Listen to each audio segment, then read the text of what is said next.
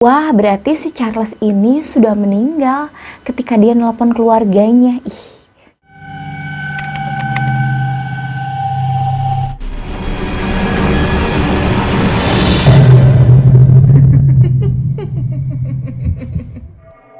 Halo, Riri Santika di sini. Apa kabar kalian semuanya? Semoga kalian dimanapun berada diberikan rezeki yang melimpah, juga diberikan kesehatan oleh Allah Subhanahu Wa Taala. Amin. Malam ini saya akan membahas kisah suatu kasus yang masih belum terpecahkan sampai saat ini. Dan salah satu kisahnya yang menurut saya sangat impossible sekali ya, di luar nalar pikiran manusia. Oke, sebelum kita bahas ke kasusnya ya, saya ingin bertanya dulu nih ke kalian, gimana sih tanggapan kalian jika ada keluarga atau salah satu kerabat kalian yang sudah meninggal, lalu tiba-tiba dia yang sudah meninggal itu menelpon kalian?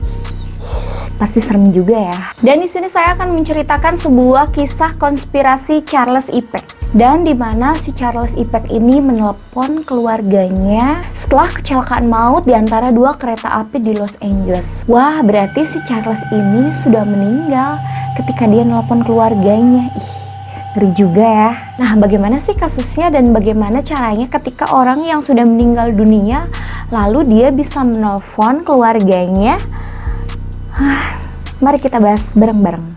Saat itu pada tahun 2008, kehidupan tampak baik bagi seorang yang bernama Charles Ipek. Saat itu si Charles sendiri tinggal di Salt Lake City. Charles telah menemukan cintanya lagi setelah ia bercerai dengan istrinya yang dahulu. Dan di sini Charles berencana untuk hidup bersama tunangannya yang bernama Andrea yang tinggal di California.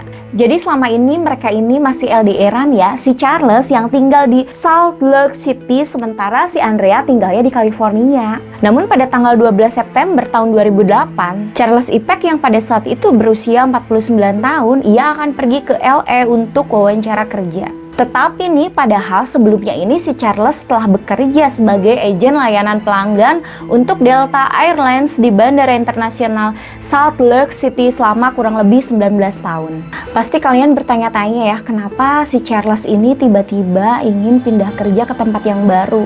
Nah, karena dia tahu nih sekaranglah waktunya yang tepat untuk membuat perubahan karena ia ingin hidup bersama tunangannya si Andrea di California. Jadi ketika ada lowongan di Bandara Vanius nih yang menurut si Charles ini katanya gajinya itu lebih gede dari tempat dia kerja sebelumnya. Si Charles bersemangat nih, langsung aja dia melamar untuk kerja di sana. Nah, jadi inilah gengs alasannya kenapa si Charles ingin pindah kerja di sana, karena ya menurut dia ya selain gajinya gede, terus dia juga kan ingin merubah masa depannya bersama tunangannya si Andrea ini. Singkat cerita, lalu si Charles naik pesawat ke Los Angeles untuk wawancara dan kemudian naik kereta api ke perhentian terakhirnya di Mount Park, di mana Andrea telah mengatur waktu untuk menjemput dia di sana bersama anak-anaknya dan juga saudara-saudaranya.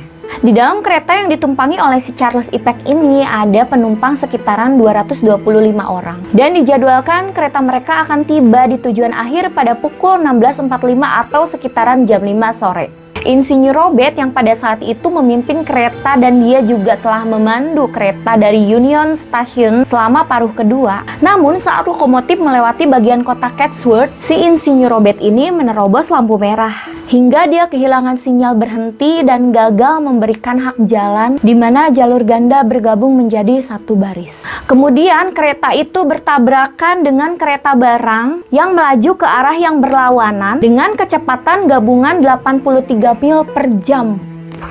Wah, gila ya, itu berarti kencang banget loh. Dan sampai-sampai ini si kereta kan nggak berhasil dikendalikan. Setelah kejadian tragis itu, kendaraan pemadam kebakaran dan penyelamat dengan cepat dipanggil ke tempat kejadian. Dan orang-orang di sana dengan paniknya mencoba membebaskan korban-korban yang terjebak di dalam gerbong yang hancur. Kebayang banget ya, kalau posisi kita berada di tempat kejadian nih, mungkin kita juga akan panik ya. Secara kebetulan, seorang pendeta yang bernama Donald Asman sedang berada di dalam kereta pada saat kecelakaan terjadi. Meskipun dia menderita luka yang cukup parah ya di punggungnya pada saat itu karena akibat benturan. Dia menjelaskan sebuah wawancara dengan LA Times bagaimana dia memberikan ritual akhir kepada beberapa penumpang yang tidak bisa diselamatkan. Dia mengatakan dia harus melakukannya tanpa mengangkat selimut yang menutupi mereka. Nah, kalau di kereta tuh biasanya kan suka ada tuh selimut yang disediakan. Pendeta ini melarang semua penumpang di sana untuk melepaskan selimutnya. Entah apa alasannya di balik semua itu. Di balik itu, Andrea Katz, tunangannya si Charles, mendengar berita tentang kecelakaan kereta api itu di radio mobilnya ketika ia mengemudi mobilnya untuk menjemput si Charles. Awalnya dia sangat khawatir ya mendengar berita itu, namun dia berhenti dulu sejenak di jalan untuk memeriksa ponselnya. Dia menyadari bahwa beberapa kali nomor si Charles menghubunginya. Lalu Andrea mencoba menghubungi beberapa anggota keluarganya yang lain dan akhirnya mereka pergi ke Chatsworth dalam upaya untuk menemukan si Charles. Pada jam-jam berikutnya nih, sekitaran 35 panggilan masuk kembali nih dari ponsel si Charles ini ke keluarganya dan ke kerabatnya. Meskipun mereka hanya mendengar suara statis daripada suaranya. Jadi suaranya itu kayak nggak jelas gitu ya. Mereka ini mengira Charles mungkin terjebak di dalam reruntuhan hingga sulit untuk berbicara. Karena menganggap si Charles ini masih hidup, si Andrea ini meneriakkan kepada si Charles lewat ponselnya bahwa penyelamatan akan segera dilakukan. Setiap kali telepon sambungannya ini tersambung, anehnya si Charles ini tidak bersuara sama sekali sedikit pun dan hanya ada suara-suara dengan nada tidak jelas sama sekali. Sepanjang malam evakuasi, korban terus dilakukan tim penyelamat. Namun mereka belum juga bisa menemukan si Charles. Hingga petugas pemadam kebakaran dan polisi menggunakan sinyal dari telepon Charles untuk mencoba menemukannya. Panggilan akhirnya terhenti di sekitar pukul 3 pagi dan keesokan harinya. 1 jam kemudian, tim penyelamat akhirnya menemukan si Charles. Dan si Charles ternyata sudah meninggal dunia. Namun ketika petugas medis memeriksa tubuhnya, mereka menyadari bahwa ia tidak mungkin bisa selamat. Dari pertama kereta itu bertabrakan. Jadi menurut medis nih ya, kalau si Charles ini kemungkinan langsung tewas ketika kecelakaan itu terjadi karena si Charles ini badannya terhimpit oleh gerbong. Nggak mungkin lah ya si Charles ini bisa nelpon. Jadi bagaimana dan siapa yang menelpon orang selama 11 jam ketika kecelakaan terjadi? Ada banyak teori tentang kasus kejadian ini dan sebagian orang yang mendeskripsikan kalau salah satunya orang yang percaya kalau orang yang baru saja meninggal kadang memberikan kesan terakhir kepada orang yang masih hidup. Salah satunya orang yang percaya kalau orang yang baru saja meninggal ini kadang memberikan kesan terakhirnya kepada orang terdekatnya. Hal itu kerap bisa saja terjadi. Ada juga orang yang mengatakan kalau mungkin ponsel si Charles ini dibawa orang dan iseng-iseng menghubungi kontak-kontak yang ada di HP-nya. Namun teori itu dibantahkan karena ternyata ponsel si Charles ini ditemukan di reruntuhan kereta. Ponselnya saat itu sangat sulit untuk dijangkau ya, dan bahkan katanya sih ponselnya sendiri ini sudah hancur. Dan sebagian orang juga yang mendeskripsikan bahwa ada juga katanya kalau itu hanya kerusakan sistem jaringan ponselnya saja. Tapi apakah mungkin kerusakan ponsel itu hanya bisa menghubungi keluarga terdekat saja? Ada juga nih yang percaya kalau si Charles ini benar-benar melintasi penghalang antara dunia kita dan dunia berikutnya untuk membimbing keluarganya ke tubuhnya dan mencoba mengucapkan selamat tinggal terakhir. Dan pada akhirnya tidak ada yang bisa menjelaskan misteri itu. Dan tidak pernah terkonfirmasi kalau siapa yang menghubungi keluarganya selama 11 jam sebelum Charles ditemukan. Dia adalah salah satu dari sedikitnya 25 orang yang tewas di hari itu, yang tetap menjadi salah satu kecelakaan kereta komuter terburuk dalam sejarah Amerika Serikat. Lalu apa tanggapan kalian tentang kasus ini? Komen di bawah dan next ke kasus berikutnya. Kali ini yang kita bahas adalah tentang kasus yang selama ini belum bisa terpecahkan tentang kematian Elisa Lam. Elisa Lam yang dikenal sebagai Lam Hoyi yang lahir pada tahun 30 April 1991. Ia adalah seorang mahasiswi dari Universitas British Columbia, Kanada, yang ditemukan tewas di dalam tangki air minum di Hotel Cecil.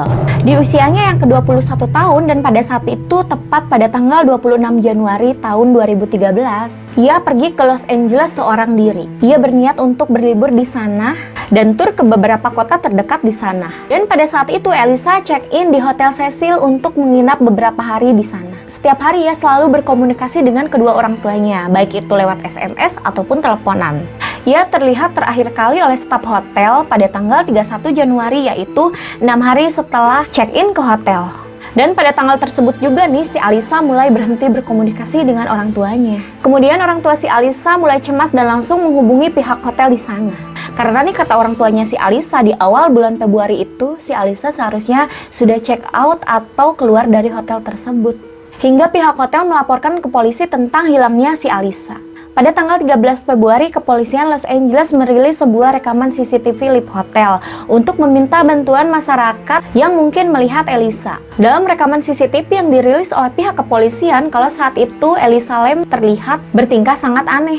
Ia masuk ke lift di lantai 14, kemudian menekan beberapa tombol sekaligus sambil mendekatkan kepalanya lalu menunggu pintu lift tertutup. Karena pintu lift itu tidak kunjung tertutup, akhirnya si Elisa memeriksa keluar dengan cara yang tidak biasa. Setelah memastikan kalau di luar tidak ada yang aneh, lalu ia pun kemudian masuk ke dalam lift itu lagi. Kemudian ia berdiri sebentar, lalu merapat ke sudut lift, seakan-akan sedang bersembunyi dari seseorang. Setelah itu, dia lalu keluar dari lift itu lagi. Dan lalu kemudian ia melihat ke kiri kanan, lalu terus masuk kembali ke dalam lift dan sambil menekan-nekan ulang tombol lift itu. Nah, setelah itu lalu dia kembali lagi keluar nih, sebelah kiri lift ia menggerak-gerakkan tangan seperti sedang menari atau sedang berenang. Lalu akhirnya dia pergi dan kemudian pintu lift itu akhirnya tertutup. Nah, aneh banget ya, lalu apa sebenarnya yang dilakukan si Alisa ini? Menurut kepolisian, mereka memiliki lebih dari 100 jam rekaman CCTV dari dalam Hotel Cecil itu. Namun mereka memutuskan untuk merilis rekaman di dalam lift tersebut saja untuk mempermudah warga yang mengenalinya. Hari demi hari berjalan, tidak ada satupun orang yang bisa menemukan si Alisa ini. Hingga pada tanggal 19 Februari 2013 atau tepat 19 hari Lisa menghilang, para pengunjung Hotel Cecil di pusat kota Los Angeles mengajukan komplain kepada pengurus hotel mengenai aliran air yang terlalu kecil atau berbau-bau aneh. Karena mendapati komplain nih, seorang petugas pemeliharaan segera mengambil kunci pintu menuju atap hotel di mana tangki penampungan air itu berada. Di dalam salah satu dari 4 tangki yang berada di atas rooftop hotel itu, ternyata ditemukan sesosok mayat wanita. Setelah diidentifikasi, ternyata mayat tersebut adalah mayat si Elisa Lam, yaitu salah satu penghuni hotel yang telah dinyatakan hilang selama kurang lebih 19 hari. Katanya sih tercatat ada kisah kelam juga ya di Hotel Cecil itu. Kerap terjadi ya di hotel tersebut, salah satunya ternyata sudah ada 12 orang yang mati terbunuh di Hotel Cecil itu. Bahkan ya katanya hotel tersebut itu sering disinggahi oleh pembunuh bayaran yang sengaja menginap di hotel itu sebelum melakukan pembunuhan. Dan pada tanggal 22 Februari 2013 nih, pihak kepolisian menyelesaikan otopsi dan mengumumkan kalau penyebab kematian Elisa Lam belum bisa dipastikan. Dan pengumuman selanjutnya nih katanya akan menunggu hasil pemeriksaan toksikologi terlebih dahulu. Dan akhirnya publik menyimpulkan banyak sekali teori-teori tentang kematian si Elisa Lam ini. Salah satunya nih, yang pertama kalau Elisa ini dibunuh oleh pegawai hotel. Karena kan tutup tangki air itu di atas rooftop hotel ya. Jadi tidak mungkin lah bisa diangkat dan ditutup kembali oleh satu orang. Apalagi ini kan perempuan ya. Nah, teori yang kedua ini nih katanya nih kalau si Alisa ini dibawa dan dibisiki oleh makhluk yang tak kasat mata yang ada di sana nih agar ia bunuh diri dengan mencemplungkan badannya ke dalam tangki air. Teori ketiga. Nah, teori ketiga nih kata orang tuanya mengkonfirmasi kalau si Alisa ini memang mengidap bipolar disorder, yaitu penyakit mental yang berhubungan dengan perubahan mood yang drastis. Jadi kayak gini ya, misalkan dia lagi bahagia nih, terus dia tuh ketawa-ketawa ya, terus dia tiba-tiba langsung marah. So, jadi bagaimana nih menurut kalian? Apakah ini hanya kecelakaan biasa atau pembunuhan yang dibuat agar terlihat seperti kecelakaan? Oke gengs, jadi cukup sekian dulu dari saya. Mohon maaf bila ada salah-salah kata atau penempatan kata yang kurang baik ya. Saya Rini Santika pamit dan sampai jumpa di cerita selanjutnya. Bye-bye!